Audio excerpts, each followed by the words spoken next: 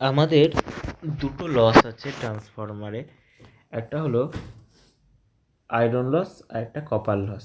ওই লসগুলোকে চেনার জন্য দুটো টেস্ট করি।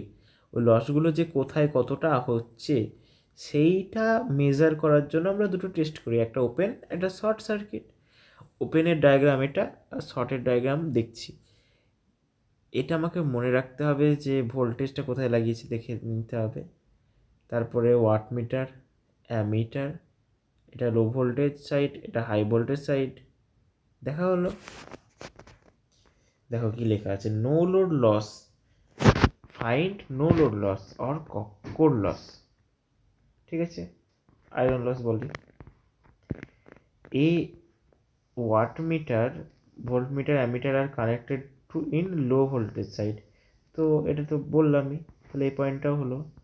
এবার এখানে বলছে যে secondary side of transformer will be open. তারপর পয়েন্টটাও আছে, সেকেন্ডারি পোর্শনটা ওপেন আছে। তারপর বলছে we give the normal voltage applied to the primary, normal flux will be set up in the core, hence normal iron loss will be occur which are recorded by watt metre.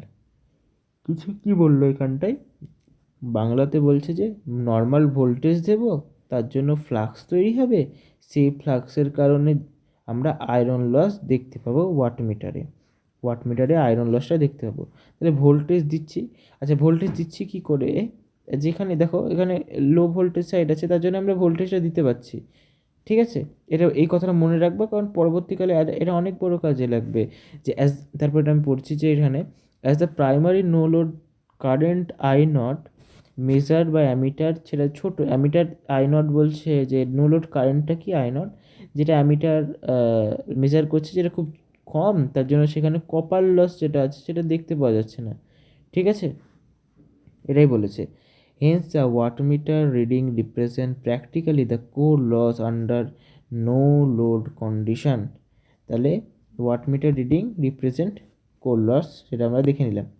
এবার সময় সময় বলছে যে sometime high resistant voltmeter is connected across the secondary, the reading of voltmeter gives the induced EMF secondary winding.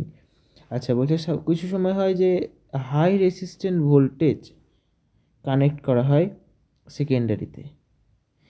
High resistant voltage মানে current যাবে না, high resistant voltmeter. ঠিক আছে, the reading of voltmeter gives the induced EMF if secondary winding.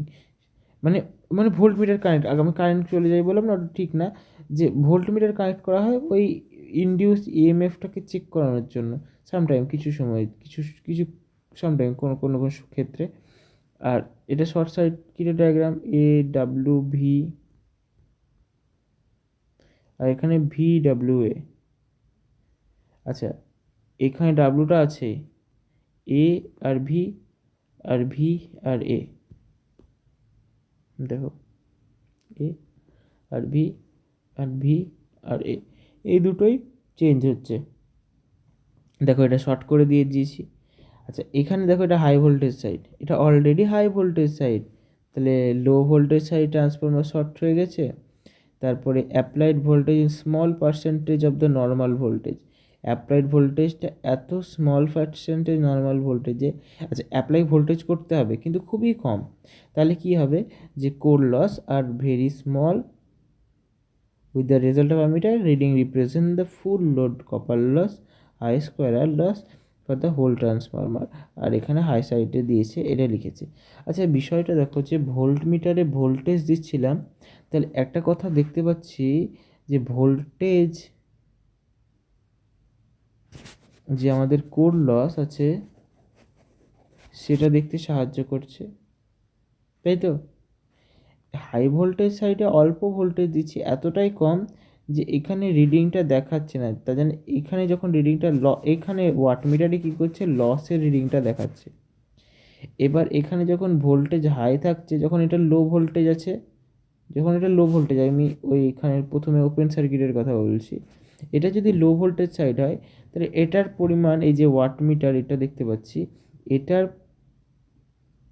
ভোল্টেজে দিচ্ছে, এবার এখানে low voltage, তাহলে লো ভোল্টেজ হলে আমি সেখানে ভোল্টেজ দিতে পারবো, দিতে পারলে কী হবে, যত ভোল্টেজ দেবো আয়রন লসটা আমার ততটা দেখতে পাচ্ছি। ছেড়ে দিলাম। এবার দেখতে হবে যে এখানটা হাই ভোল্টেজ সাইড, যেটা শর্ট সার্কিটের ক্ষেত্রে, তাহলে এখানে খুবই অল্প ভোল্টেজ, খুবই নেগলিজেবল ভোল্টেজ দেবো শুধু কাজটা করানোর জন্য।